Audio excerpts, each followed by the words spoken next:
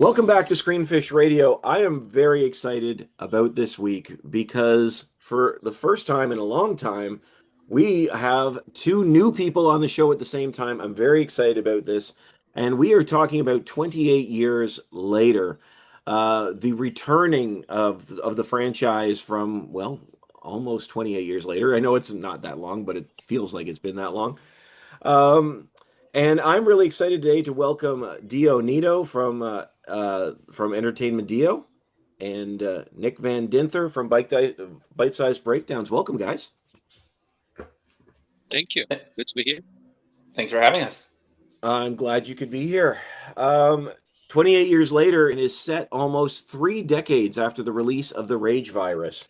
Enclosing themselves in isolated communities, one such group of survivors have made a new life for themselves on a small island that's connected to the mainland only by a single causeway. As his son Spike turns 12, Jamie believes it's time for his boy to learn how to hunt the infected, and he decides to take him to the interior. However, although their experience goes awry, Spike believes there's hope deeper into the forest, and he sets out with his mother on a mission to get the help they need. As always, this podcast is rated S for spoilers. We're going to talk about this openly. But I would love to hear from you both. Dio, Nick, what did you think of 28 years later?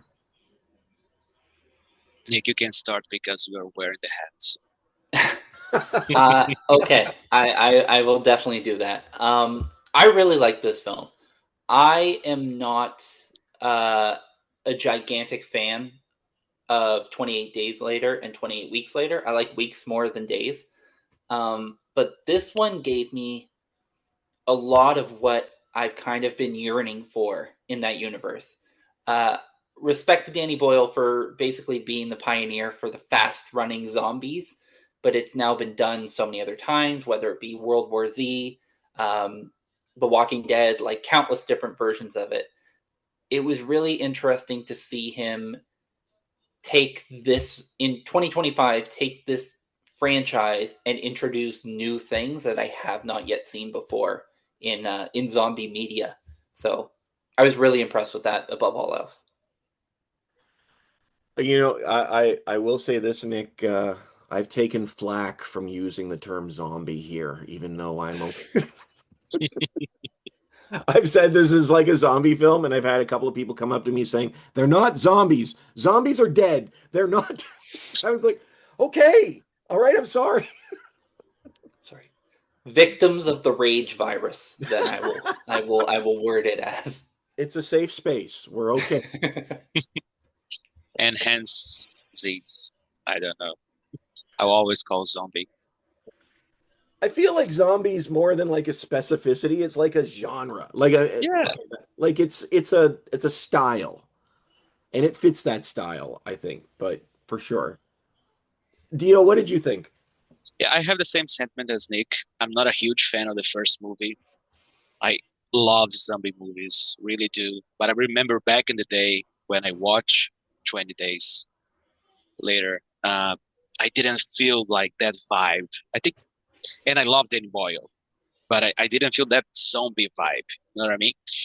And 28 weeks later, in my opinion, was a better movie. But I was so excited to see this new one because of everything Alex Garland has been doing. And I said, this one might be great, especially on all the political aspects. And it was really I won't say a masterpiece, but close to that, especially all the relation between father and son, as a father myself, and love of his mother, what he wants to do. I think was really, really a great movie. I agree with you both. I really loved this film. It's interesting because I absolutely was fascinated by the first one. I hadn't seen any of them until the weekend before this came out.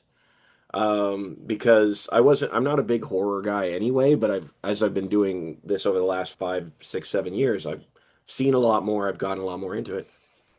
And I was really interested in the first one, and I agree. I think the second one is more fun. Um, but with this one, it was kind of funny. I kind of thought everyone was going to have their own vibe, but I can see like this to me felt more like the first one than well, certainly than the second one. I don't know. I mean, certainly it's the same writer director, and that wasn't the case in the second one. But it reminded me. I'm like, oh, there was something unique about that original film, other than, I mean, the running zombies. I know were not a thing until really that film. Um, but with this one, I really felt the same. I was like, there's something really intriguing about this to you. What in your mind set this one apart from like was it different than other infected or zombie movies in your mind? Like what was it that set this one apart? You want to go first, Steve? Sure, I'll go first.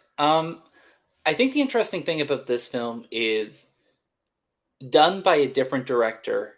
I think we could see this as a really messy film with how many different types of genres he tried to fit into it. But Boyle makes it all work and makes it all make sense. Like it is at one point this heartbreaking story of a child and his mother. It is for a small part in the middle, genuinely one of the funniest comedies of the year. It is this batshit crazy finale that you get where like you don't know what's going on. It sets you up for a sequel that you're not really going to understand what is to come. Um, and it's something unlike anything else we've seen in this universe. And these different genres within the film, he makes them all work together. And that is the thing that I think makes it stand alone over any other zombie film is you're getting so much. It's so chaotic, but it all makes sense and it all works together, which is incredibly hard to do.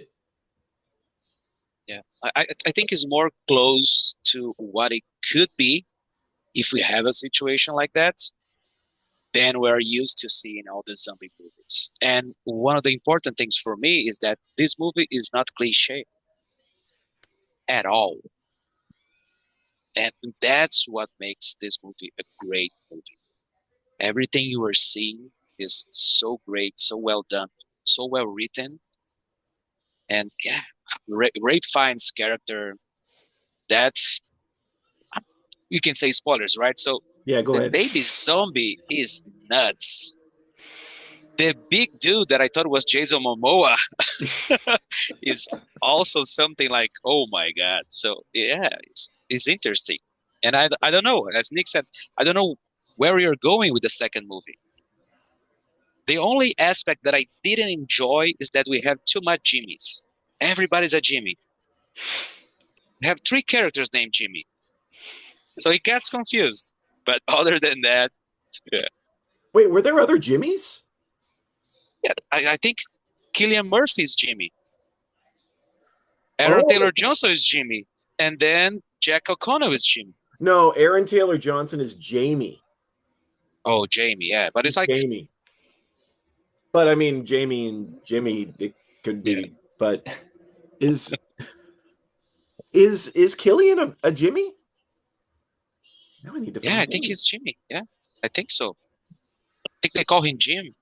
I think he's Jim now that I'm hearing it. I think he might Yeah, be Jim. yeah, Jim. You're right. He is. He's Jim. You know what's interesting?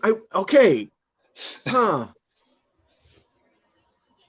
I'd never drawn that comparison because maybe that's the throw off. Maybe they're trying to throw you off, or maybe now I don't even know how to explain that ending because I'm like, are Yeah, they trying to emulate the other Jim? I don't that, know. that, that wall scene where it's written Jimmy, you think it's Jim from Cillian Murphy, but then you realize it might be Jack O'Connell Jimmy, right? But we still don't know. It could be a third Jimmy.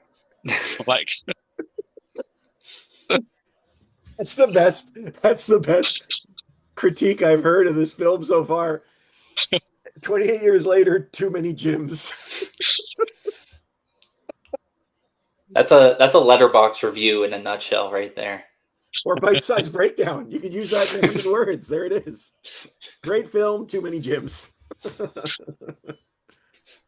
Okay, I want to ask you both about the tone shifts because Nick, you mentioned that because I've heard a lot of backlash online saying it was too much. And I admit, watching it, it was like tonal whiplash, right? It was like, oh, now it's a comedy, now it's this, now it's zombie, but I thought it really worked. Why? And you two seem to sort of say the same thing. Why does that work here, but not in other films? Because in other films, it drives me crazy. I can't fully explain it, and that's kind of the beauty of it. Is like I said, in the hands of anyone else, this really could be just a mismatch that just doesn't work, and this does, and it's kind of like the combination lock you're trying to get at the end is figuring out why it does. Like if I showed you four clips from this movie, and one is like a heartbreaking part with the kid and his mother, one is the final scene, one is the going across the bridge, and then the comedic moment with the I'm trying to think of the guy's name, the the Scandinavian gentleman. Oh, the soldier. Yeah, Oh, that dude was the best. yeah. But if you showed those four scenes, not only would you not think they would work together, unless you saw the movie, you wouldn't think they were from the same film. And I think that's kind of the beauty of this is it works in that way that it's almost like short stories within a film, but they work like chapters within a book instead of being this segmented anthology that doesn't come to a complete story. It works. And as for why it works, I don't really know how to crack that code. It just kind of does. And I think that's how important Garland's writing is, because he can bring all the political aspects. He can show we live in a world that is infected, but we still live every aspect of our lives. We have other countries that the lady is still doing everything on her mouth, and it doesn't care about what is happening in London. Like, fuck you there. I'm living my life here. So we have the different aspects of the good and the bad. That is fascinating. Actually, yeah, I think that helps me a little bit for both of you because I know there's just it's so interesting to see all these pieces on the board that shouldn't fit. I also think it helps when you think of this as a true trilogy, like the start of a trilogy, but you have to have patience going in. I don't think we traditionally have patience for that sort of story. I have, based on what we saw, and I agree, like Garland's script is so good, but I have total trust that at least there's going to be an arc. I don't know if I'm going to love the next one. I don't know if I'm going to love the third one, but I believe that Garland is right. Like this, what feels random here will not feel random when we've got the whole pieces, all the pieces together. But you just don't see movies like that anymore. Usually there's, even with Marvel, it's like we've got a movie that's here with a tagline for this piece. You know what I mean? Like Yeah. there's pieces here, here, here, here, all being part of the big thing. It's a wild mix. And it's great to see a movie like this, especially if you continue to watch The Walking Dead, like unfortunately I do, Me too. because I don't like to put an end in something that I started and give so many hours of my life, but I watch on my phone because it's so horrible written. It's like I can't anymore, but I need to watch. Like I hope to get better. And then when you see a movie like 28 years later, you get in awe because it is amazing. I like the fact that you both felt the need to apologize for watching 28 years later, or not 28 years. The Walking Walking Dead. Dead. I guess Nick didn't. You did, you know. I was like, I'm not going to apologize. I think that they still do some good stuff. There is some very good stuff in The Walking Dead still, but there is also some stuff that is just retreads of other zombie stuff you've seen before. But I think I'm kind of in the same boat as Dio, which for me, not so much that I've started something, but I feel a need to continue it. If you introduce me to compelling characters, you have me through those characters' whole journey. And that'll make me stick with shows long after they've hit their expiry date, because I'm interested in these characters and what happens to them. And I think that's good writing in itself, to give you characters that you're instantly attached to and instantly invested in. And I think that that's kind of the case in a lot of specifically zombie style films. Like World War Z is really cool looking. Some people are mixed on it, but I'm invested in Brad Pitt's character. I like his journey. I like the story about him and his family. In 28 Days Later, even though I didn't love it, I wanted to know what was going to happen to Jim. Like I was invested in Cillian Murphy's character and the idea that he's coming back in this franchise. That interests me. So I think the way characters are written and giving you characters that you can get on board with, that's something that you also see in this film. That regardless of who makes it to the end or not, while they're there, they leave their mark. That's a great point. It's interesting. I actually kind of respect the fact of how much I enjoy this film without Cillian Murphy. This isn't well, I would say it isn't Jim and the Infected, because there's a lot of Jims, as we've established. But it's not like, Indiana Jones, right? This is like he Yeah. keeps introducing new people, new situations. Time has passed. It's a new world. This movie is entirely different, even if like the more philosophical, quieter parts remind me of the first one. It's entirely different than the first movie. Like you said, Dio, the infected baby is bonkers. It's absolutely insane. And yet kind of beautiful. Like Yes. Yeah. it's so like I came away from this film not hating the infected, and I don't mean like hating them. I mean like they're in most other zombie films I've seen, they're the villains, or at least the thing to come up against, and that's totally different here. Like I don't know. It almost, in some ways, it's almost like Civil War, which is Garland's recent film as well. It's like they're just other people. Um, Well, and I think you've introduced something specifically in that scene where the infected has the child, that you see during the birth humanity within her. And it makes me think that this is leading towards so many zombie films. The idea is trying to find a cure, but I'm wondering if this leads into an evolution where these infected become more human. They have more feelings and personality and all that kind of stuff. And you end up with this kind of hybrid human zombie, where it's not just, oh, they have advanced motor skills, they can open a door like you see in a lot of horror movies, where it's like, no, like they have zombie husbands, zombie wives, zombie children, zombie families. Like the infected live as people. And I'm very curious where the following two movies are going to take that, because I don't think the reaction of the mother in that moment was something that was done flippantly. I think that was a very clear point that Danny Boyle made, as to what's to come. I I agree. I agree fully, and I'm so sorry. The first image that came to my mind was them in zombie traffic paying their zombie taxes. It's about time they have our struggle.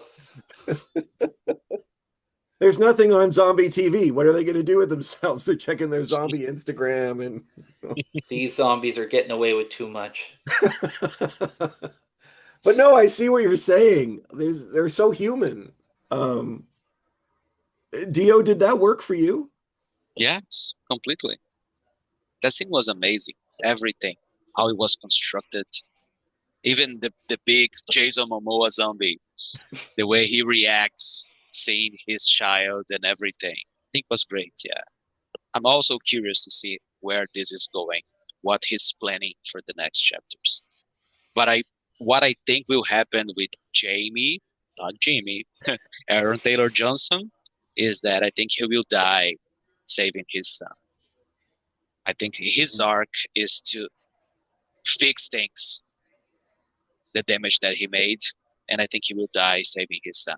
I just don't know where Jim, Killian Murphy's character, will be in this story after almost 28 years. How he's at everything he struggled through his life. I'm curious to see. That's one of the more interesting things to me is it's not that this story needs Killian Murphy's character, but like I saw Danny Boyle get interviewed because they've already shot the second one. And Killian Murphy is in it, but he said, if I get a chance to make the third one, that's where Killian Murphy's character truly becomes important. So it's not like it's going to be like this cameo, this run into him sort of thing. He is going to have a large part within this story. And especially with how this film was done, I think it's a no-brainer that Boyle is going to get that third film and you're going to get to see the completion of this trilogy.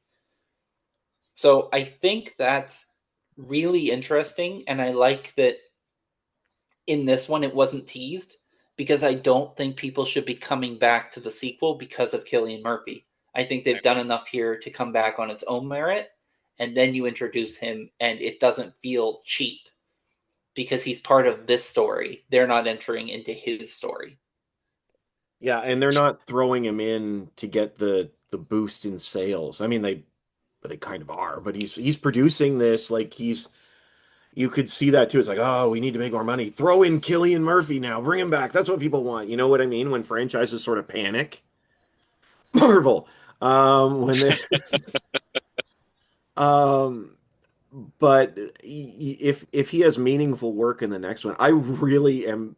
I'm almost like nervous that the third one's even in question. Like I want to see where this goes, and I don't want there to be some ending where we're left and there's like, well, we didn't go see it in the nobody went to see it in theaters. Maybe one day we'll revisit it. And it's like I want to see the I honestly, it's been a long time since I've sat in a film and my jaw has dropped because of the chaos. Like I'm watching, I'm like, there are so many things happening, and I'm interested in all of it.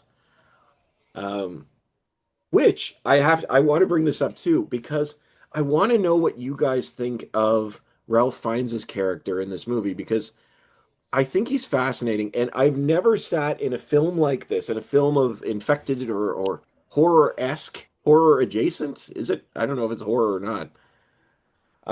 And they're talking about some pretty philosophical stuff in this scene where they're at the what is it called, the Shrine of Bones or whatever it is, The Bone Temple. the Bone Temple. That's it. And he's speaking Latin. He's talking about memento mori and memento amoris, and I'm like, what is this? And before you mention Ray Fiennes, I was about to talk that one of the most beautiful scenes was with him giving Spike, the name of the kid, right? Yeah, yeah. His mother's brain to put there. I think was so beautiful. The way he cared, what he did, and how he gave to Spike to say goodbye. And also the simple and quick explanation about the baby zombie when he said, "Oh, I guess the placenta is amazing." Is like so like period. Done. You don't need more explanation. Have you ever been in a scene where they killed off an important character and you were kind of happy they did, but like in a sad way? Like that was the most conflicting scene. Like I'm like, oh, they're gonna kill his mother, but it's somehow beautiful. How I'm on board with it. Like, I Yeah, it's a mercy killing that if you look at it logically, it doesn't say that it needed to happen at that moment. But when you're in it, it makes sense. It's like, Spike, I understand what your mom's going through. I was a doctor in the old world. I know what's to come, and I'm already seeing signs of it now. And she's living in this world already. I don't want to put her through this world in that state. It's not like we have chemotherapy. It's not like we have any of that kind of stuff right now. So I'm going to genuinely put her out of her misery before the misery comes, because I know how bad it can get, especially when we don't have the medication and the things we need and stuff like that.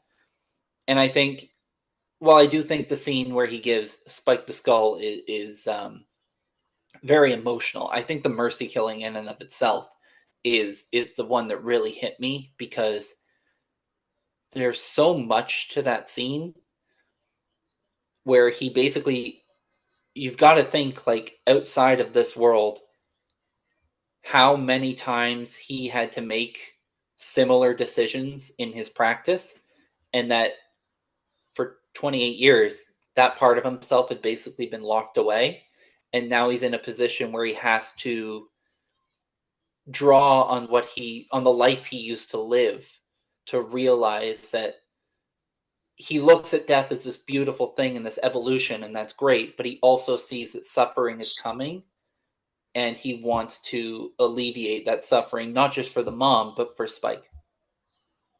And Jodie Comer is such a great actress. The way they look at each other when she understands what needs to be done is so great that you feel right away, you understand as well that, oh, that's what's going to happen right now. And other than everything you said, Nick, I think there's also the aspect of him thinking that she will be a huge burden for Spike. He's a young kid. He can't carry his mom because he'll be worried with her and he will get him killed. So there's also this aspect. So he needs to take care of that situation right away. It's a staggering balance, I think, in this moment, because in any other film, I feel like they would have gone too far in either direction, but they hold like it either would have been like almost cheesy, if you will, overplayed, or like the most insane dark that you could see. But even like his speech, it's like, this son is watching his mother die. Well, not watching her die. He didn't watch her die, but he's giving her up to die. Yeah. And they're just saying, like, yes, this is part of what life is. Everyone dies. And he says, but did you love her? Yes. Well, see, that's something else. Everyone loves. Because if you stop it at memento mori, I'm like, that just sucks. Like, we're all just pieces of meat on a random spinning ball, but they somehow give it more meaning. And And she's saving him again yeah, because of what happened before. That you think, oh, who got there and did that thing with the zombie? Then you realize it was her mama bear instinct. yeah. It's honestly, it's the first time in a long time that I've come out of a like I said, a horror adjacent film, just sort of philosophically moved. You know, I think every movie has something to say, but this movie just it hit on a different level. I think that scene just blew me away, and Ralph Fiennes does such a wonderful job in this movie. It's amazing. Um, yeah, it really is. It really is fun. I know, wait, fun is the wrong word. It's a laugh riot. It's pretty incredible. Um, guys, I'm looking at the clock and I see that we're getting close to our thing. Is there anything else you wanted to talk about before we start to wrap?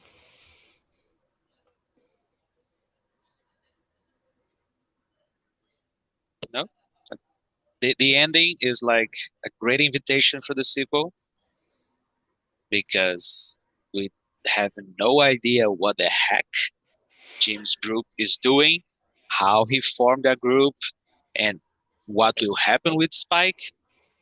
So I think it'll be an interesting sequel. And a huge boost to the velour jumpsuit community. I wonder if sales spiked at all as a result of that.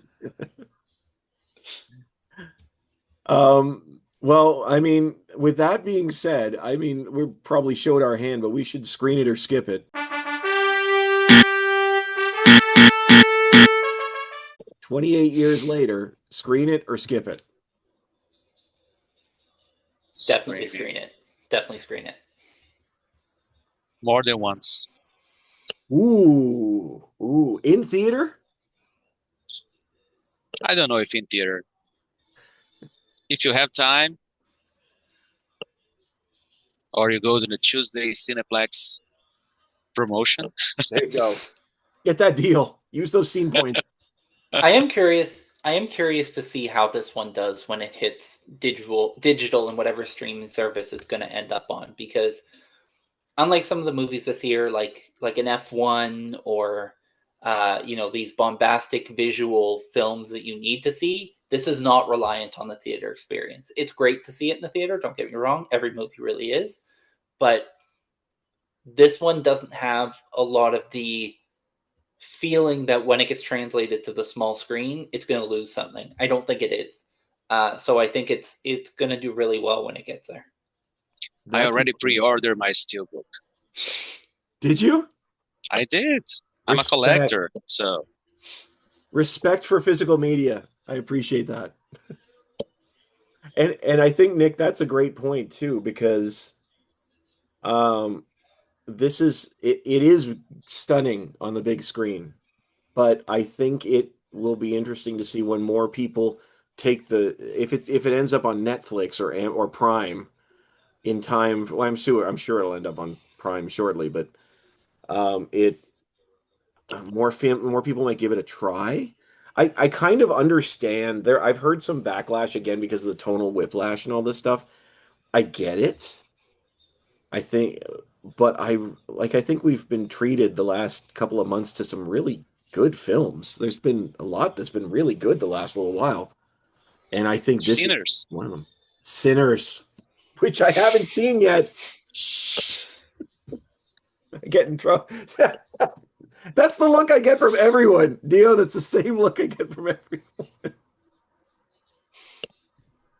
Nick finally saw it though, so Nick's okay. He I got. did. I saw it last week. I finally joined people who have seen Sinners. Did you like? I liked it. I liked it. I liked it, but I think it's a little overblown with how good it is. But I did really enjoy it. I just think the hype kind of worked against it. Which, when you're seeing it at this point, it's been hyped so much. It's very difficult to live up to what people have been saying. It's the reason I'm nervous to see it. I'm afraid because I know how beloved it is. I'm really looking forward to it though. I think it's going to be great. But yes, I think there's been some really good films, and I think this is one of them. And I think that a lot of people didn't necessarily give it a chance, and I think they should. And you may be right. It may be that home streaming market or home video market for this one that may boost it because who knows. But guys, thank you so much. Honestly, this has been so much fun. I really enjoy this, and I'm glad that we could finally get together, the three of us. But now is your chance to sell your wares. Tell people where they can find you. Dio, let's start with you. Again, I'm a movie lover. I don't have like a channel or something that you can go there and follow and see critics or anything. I just post here and there. But feel free.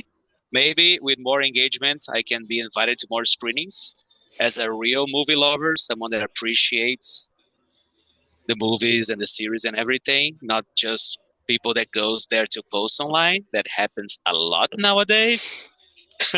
But yeah, Entertainment Deal is my IG. And thank you very much, Steve and Nick, for this amazing chat. Honestly, thank you so much. Absolutely got to follow Entertainment Dio and Nick. Tell us about bite-sized breakdowns. Yeah, you can find me at Bite Size Breakdown. It's an outlet I created quite a few years ago now. We give you all of our reviews in 100 words or less, help you try and decide if you want to see a film. We have interviews, we have articles, we have top five lists. We all that kind of stuff you're going to find everywhere. We have a YouTube channel that we're starting to put a little bit more focus into now. And it's genuinely a great collective of writers. I think you'll really enjoy it when you check it out. Otherwise, you can check me on X, Instagram, Facebook, whatever, at Nick Van Dinther, my name, all one word. I give you my early social reactions to some of the screenings that myself and Steve get a chance to attend.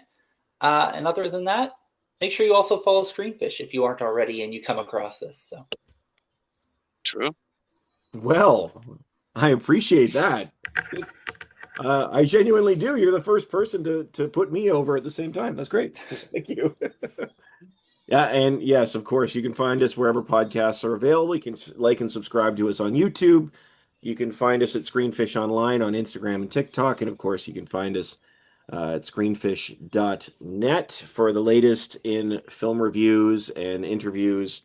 I know that Raven's been doing a great job with features as well for up and coming actors. And yeah, so you can follow us there as well. But honestly, thank you so much to you both. I really appreciate it. It's been a lot of fun. And for you at home, we started the conversation. This was Screenfish.